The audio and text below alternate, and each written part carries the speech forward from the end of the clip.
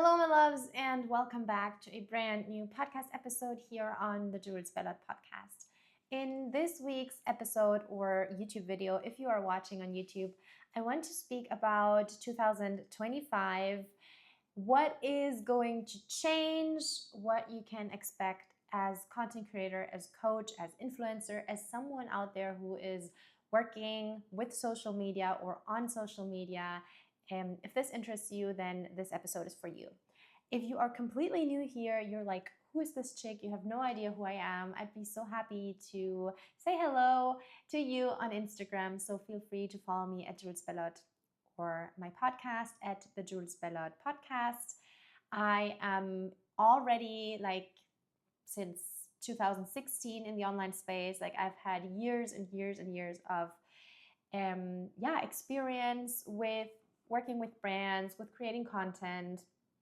This whole new YouTube thing is completely new for me, but I still feel like I have lots to share and many skills that I've learned that I now want to teach you. So if this interests you, I'm going to leave everything down in the description box below. My social media success course, anything podcast related, also how to start your own podcast. I do have a training on that.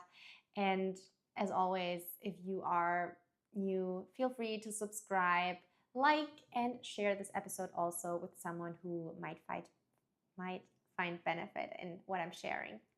Now, without further ado, let's get straight into what I think, my personal opinion. Just take what resonates, leave the rest. What do I think is going to be changing? What is going to happening more? What do people want more of?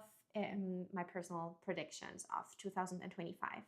So the first one, number one, is definitely AI. We have seen it now in 2024 that AI is rising. The tools of artificial intelligence, there are more and more tools for you to not only save on, a virtual assistant, for example, because if you're a coach or a content creator, you can now do those things or let AI do those things that before maybe your virtual assistant has done. I'm not saying virtual assistants are going to lose their jobs. Of course not. There is always something that AI cannot do. But I'm just saying, in general, I definitely think that there are going to be many more tools that we don't even know right now, that are going to come out in 2025.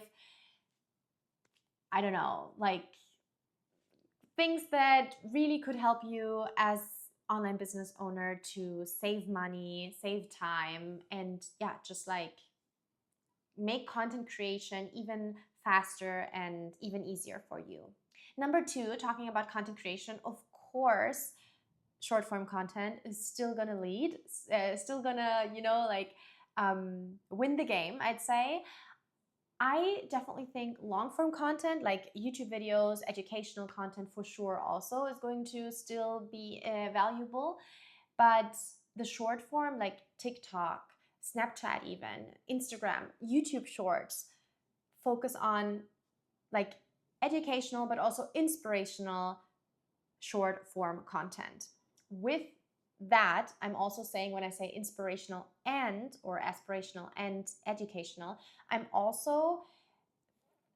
feel like there's also going to be this coach influencer thing that's gonna come up even more in 2025, where it's not just the coach and the expert in something or the influencer selling a product. I really feel like in 2025 it's going to be combined, or more and more people are going to combine those two types of, I can not just sell products, I can actually also share my skills, or not share my skills, teach my skills to someone, I don't know, share something more coach related. If you're an influencer, for example, that's something that I really see coming. It doesn't matter if you are a coach and you want to bring in a little bit of behind the scenes, maybe some more influencer things, or if you're an influencer and you're actually, I'm really good at this, I want to also be able to share it with my audience or bring out a group coaching program or something like that. I really can see that going along very, very well in the next year. One quick thing that I forgot about the short form content was, of course, to say 3-second hook, right? You need to hook your audience in the first 3 seconds, same as until now in 2024. Hook your audience immediately, and this like short, authentic, really relatable short form content is going to outstand the long, like polished content. That's what I think. Also, authenticity over perfection, of course. We want realness. We want to see your behind the scenes. We want to see you on stories without a filter. All those things is building trust, and it's also like, yeah, we're just like so boring. We're so bored of like this perfect content on social media, I think, that now in 2025, you'll see more authentic behind the scenes and yeah, really like real content. What I see also a lot of coaches do in 2025 is live events. I think there are going to be a lot of live events, a lot of maybe like get-togethers or just like other platforms, maybe on Kajabi, maybe on Patreon, I don't know, but like other platforms where they can build kind of like a community. And so I also feel like brands are not going to just pick like influencers or like people to be, hey, I don't know, sell that to your audience. But I think brands are really going to make sure that you as a creator have built a community, and you as a creator also have another platform where they can get to know you even more, or they can get to know you in a different light or a different angle, you know, than just through social media or just through Instagram, for example. Because this like paid experience that your audience, or in that term, like your client is going to have with you, it's just like building another connection. I know when I have my live masterclasses, Spanish or English, whatever, it's a community. It's a different connection than just me jumping on a live, for example, on Instagram, where I cannot see their faces, they cannot unmute themselves to talk, like, you know, things like that.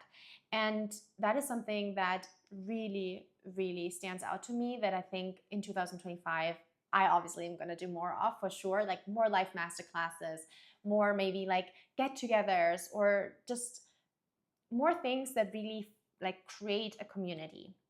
And with that, my last point, what I want to speak about today in this video is definitely the niching part.